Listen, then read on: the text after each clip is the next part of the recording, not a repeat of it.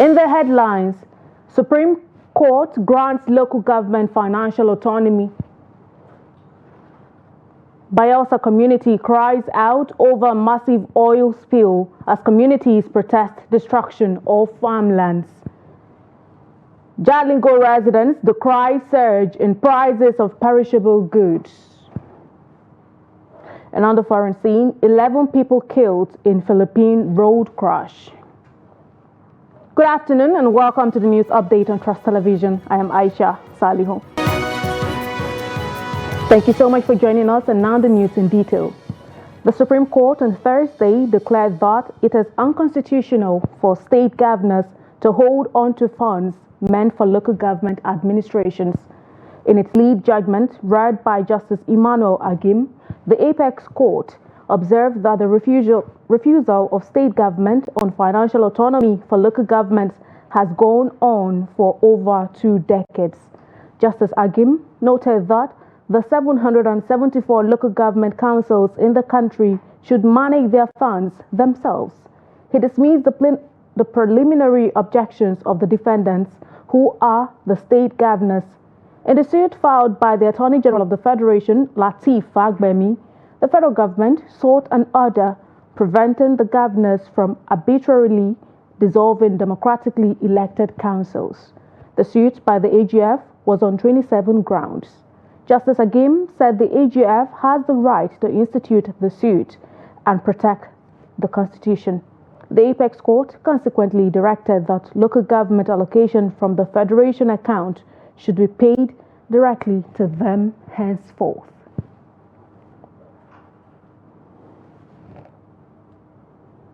And now joining us via phone, we have a legal senior practitioner, Abba Kikema. Thank you so much for joining us on the news update. Thank you very much for me. Regarding this development, I'd like to hear from you. What do you make of the judgment by the Nigeria's Apex Court in favor of the federal government?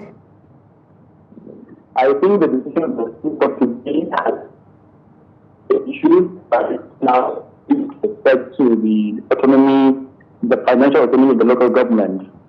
Before now, although there were a series of legal interventions, sometimes even by the presidency, none has been as explicit as this one, as very clear as this one. The Supreme Court was very clear today when it said that the local governments in Nigeria should be allowed to actually administer their own funds and should have the autonomy to also administer their funds. I think that lifted all the confusion on this subject matter before now. Now, I'd like to hear from you. Isn't there still a constitutional hurdle that needs to be addressed regarding joint accounts between local governments and state governments? Or would you say this is enough to liberate the councils from the stranglehold of governors? Well, I would agree with you to some extent, because if you look at Section 162 of the Constitution, you will see that it has created, the state local government joint account. That account is a creation of the Constitution, and there's a duty for it to be, established and to be created. But in the legal parlance, we as legal practitioners, we see the law as what the court says it is. There's a cliche in the legal cycle which says that the law is what the court says it is. The Supreme Court is the apex court of Nigeria, and it has directed that this fund should be directly, transferred to the local government. And then this is not entirely baseless, because if you look at the Constitution of Nigeria again, you will see that there is a foundational principle for the administration of the financial autonomy of the local government. If you look at, for example, section, you will see that it has spoken about, the existence or establishment, rather, of a democratic election.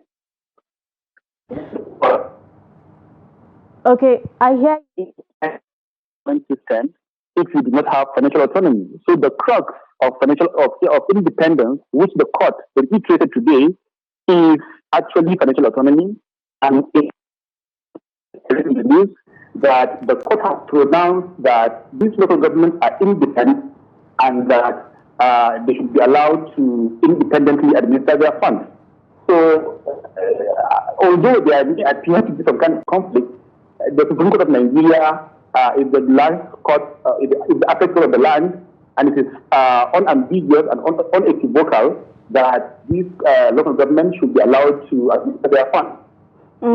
I'd like to hear from you. Don't you think these governors somehow would use their political stooges, I mean the local government caretaker chairman, to somehow siphon these funds back to the state government? Before now, if you remember, some time ago, President Muhammad Buhari had, when he signed the Executive Order Number 10, directing that these funds should also be given to the local government directly.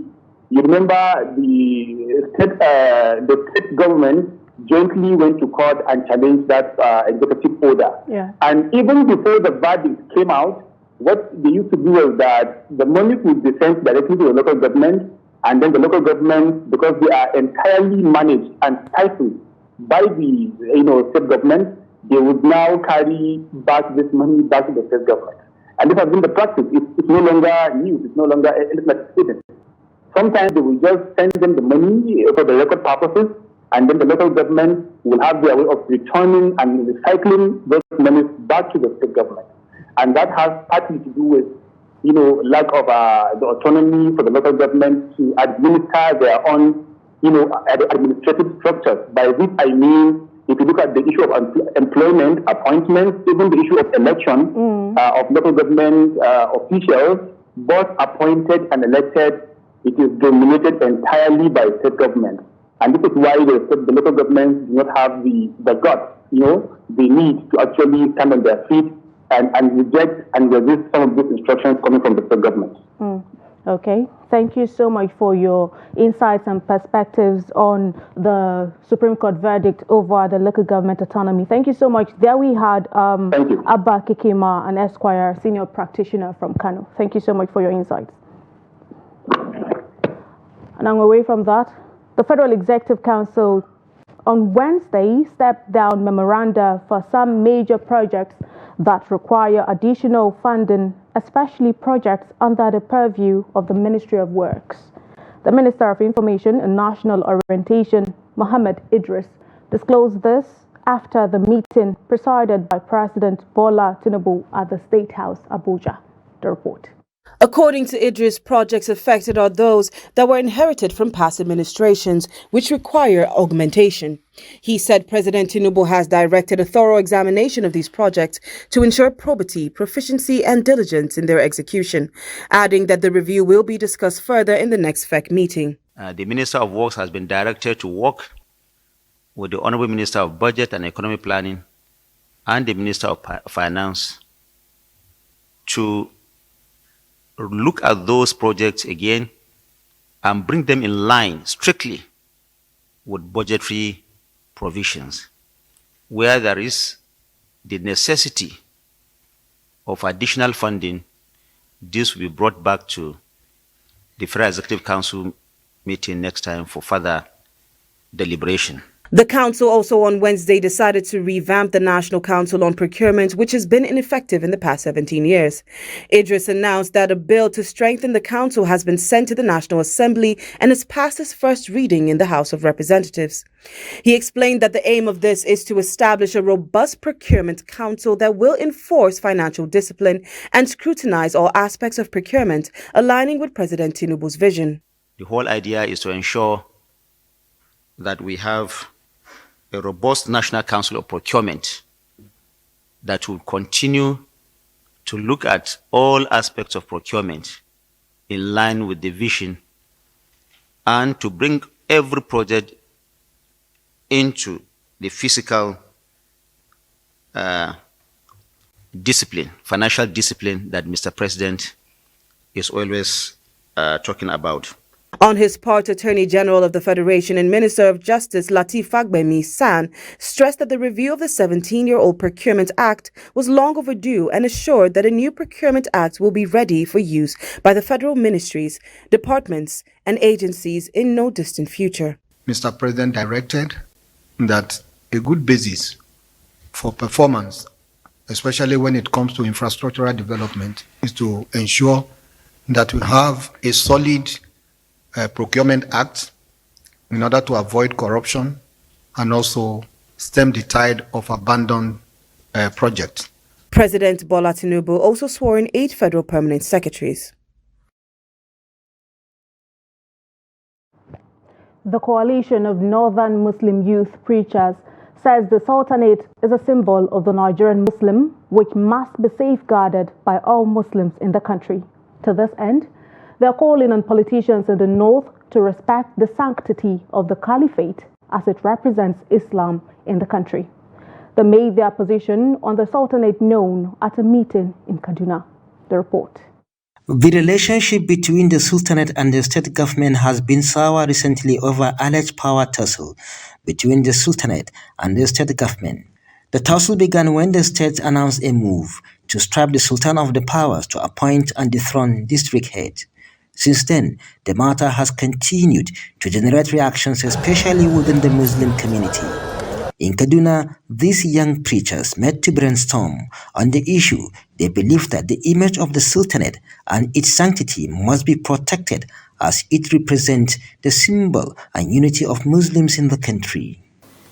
The image of the Sultan of Sokoto, which is now being derogated by some authorities or trying to be derogated by some authorities, is totally rejected. Other ulamas also expressed their displeasure with the happenings in Kano, Katsina, and now Sokoto Caliphate. This is not particularly about Sokoto.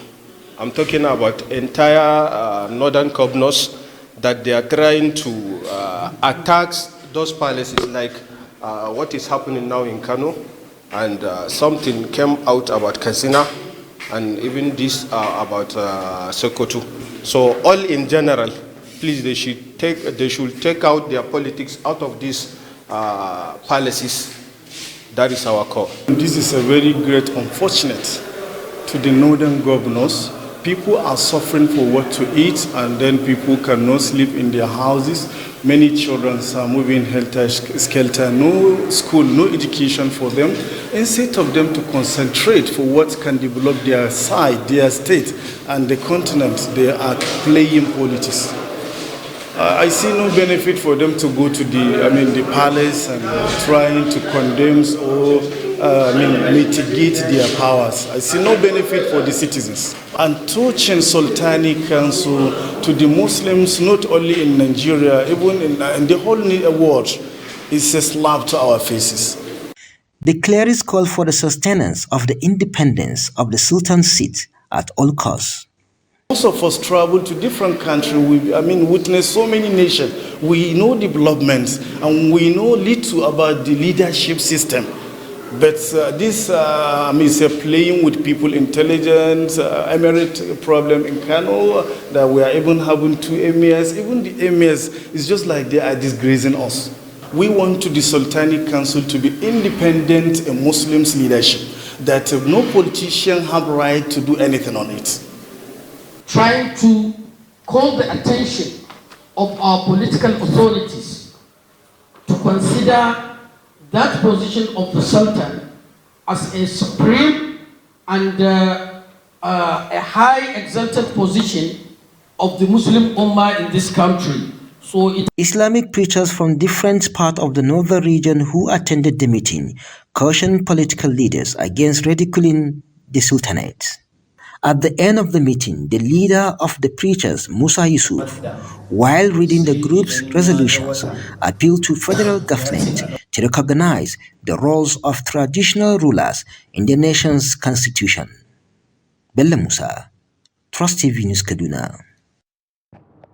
Women from Aminigboko, Egunoga, and Owerri communities in Abua local government area of Rivers State on Wednesday staged a peaceful protest in Aminigboko community against the alleged destruction of their farmlands as a result of oil exploration by Shell Petroleum Development Company of Nigeria Limited in the 3 communities, according to the women.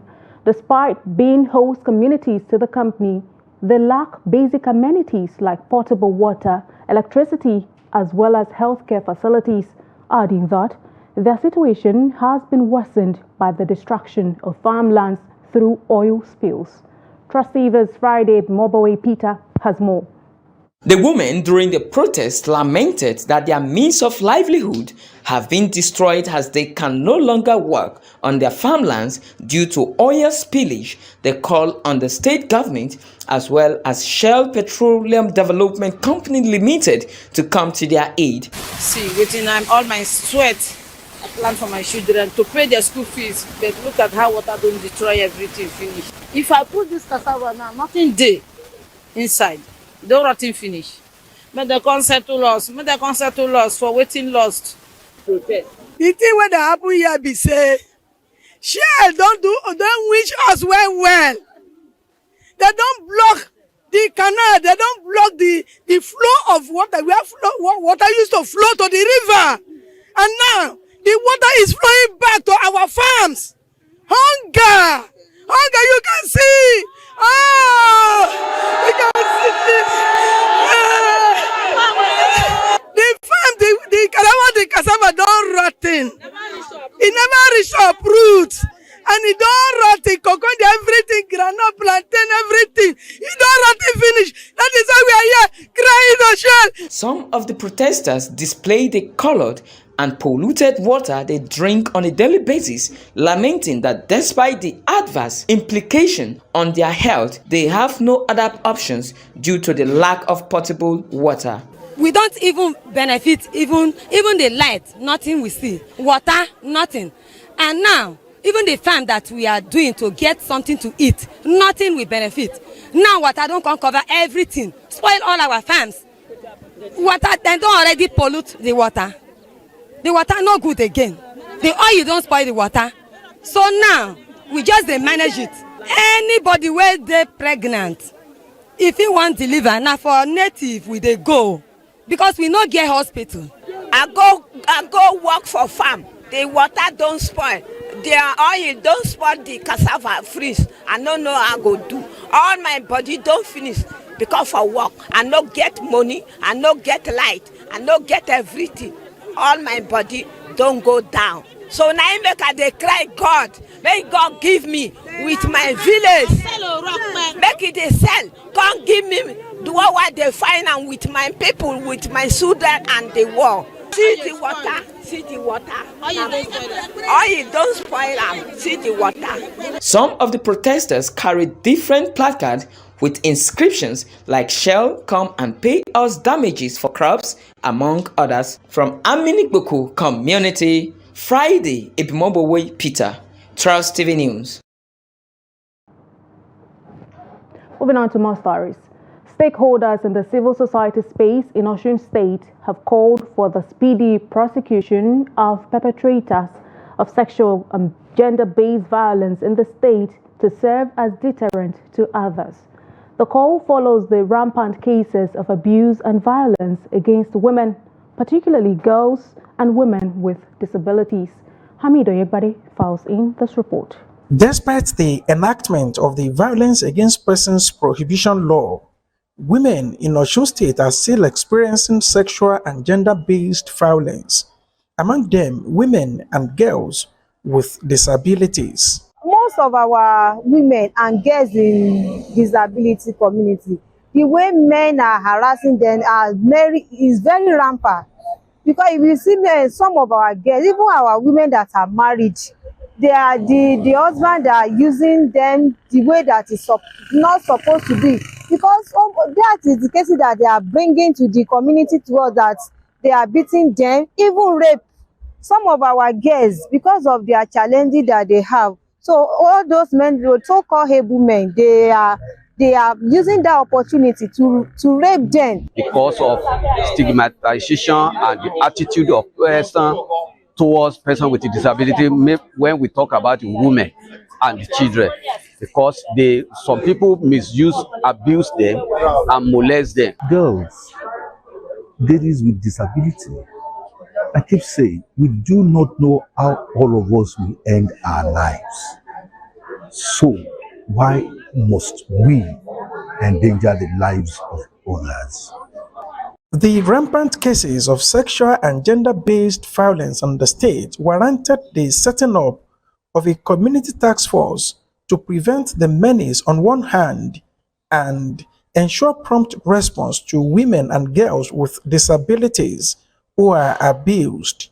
So one of the things that the Ministry of Justice has said they will be doing is speedy trials as far as cases of gender-based violence is concerned. So I believe that when that happens, it's going to support and ensure that there's justice for survivors beyond women and girls with disabilities, but survivors in general. We want to assure the members of the public that no of such heinous crime will be swept under the carpet. We are really working seriously on it, and many has been, arraigned at the court of law concerning this kind of crimes and criminal activities. It will never be swept under carpet. Stakeholders in the state, including traditional rulers, law enforcement agents, community leaders, and members of the civil society groups pledged support for the initiative to curb sexual and gender-based violence in the state. Amid Oyegbade, Trust TV News, Shobo.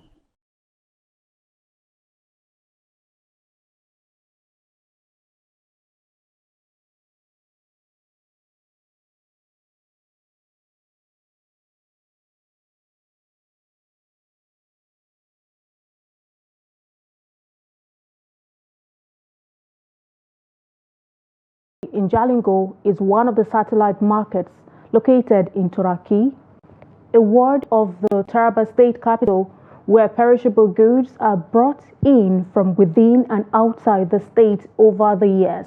This market has been reputed for selling these goods at lower prices, but this time around, the reverse seems to be the case as both sellers and buyers from within and outside the state have been decrying the rise in prices. The report. This market is always a beehive of activities as some buy to resell within the market while others buy in bulk for onward sales in other locations. The chairman, Gwari Sellers Association of Nigeria, Taraba State Branch, Abdullahi Tijani, says prices of almost all the goods have skyrocketed recently due to delayed rainfall, cost of transportation, security threats, multiple taxation, as well as the high cost of herbicide. I sell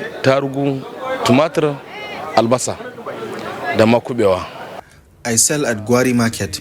I buy in small quantity and resell so that I can take care of my daily needs. The cost of perishable commodities have dropped a bit because the rainy season has started. We hope that in the future, the prices will go down below so that people can afford it. Pepper was sold at 100,000 naira before, but now it is sold at 50,000. Although the cost of onion is yet to come down, but we are very hopeful. We want to appeal to the government to help us by ensuring that subsidies or palliatives get to the poor people. Some traders of tomatoes, onions, and pepper also admitted that delayed rainfall as well as cost of production have negatively impacted their operations, hence the need to make up through price increase. This market also provides an opportunity for many to earn a living, as some of the traders spoke to Trust TV News.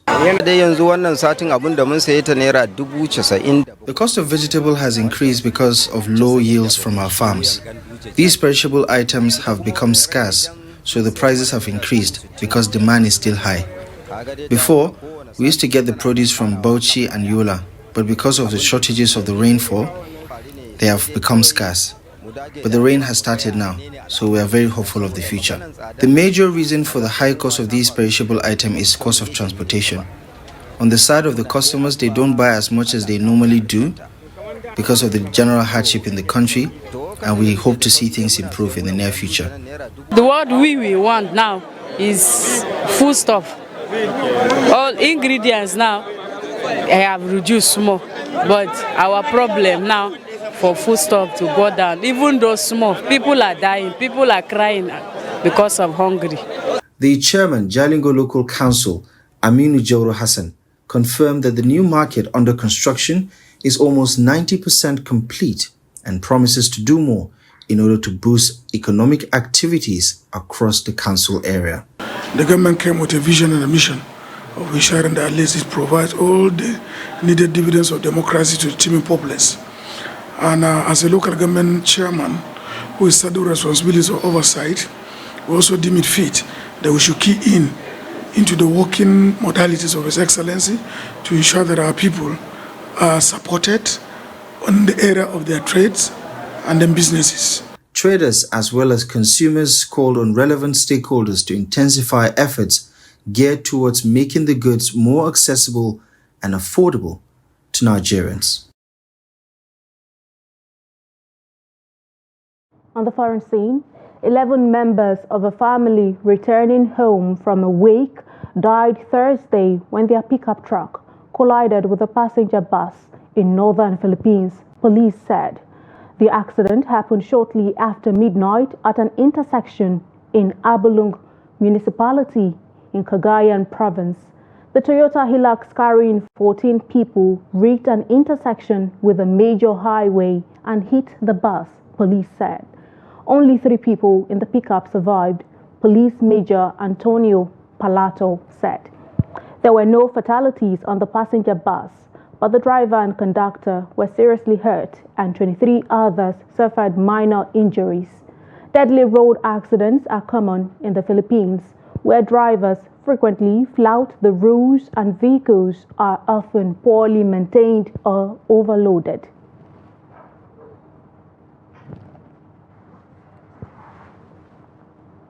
And that concludes the news update at this hour on Trust Television. Do not forget, you can always follow us across all of our social media platforms and also join our YouTube live stream for more news, programs, and documentary.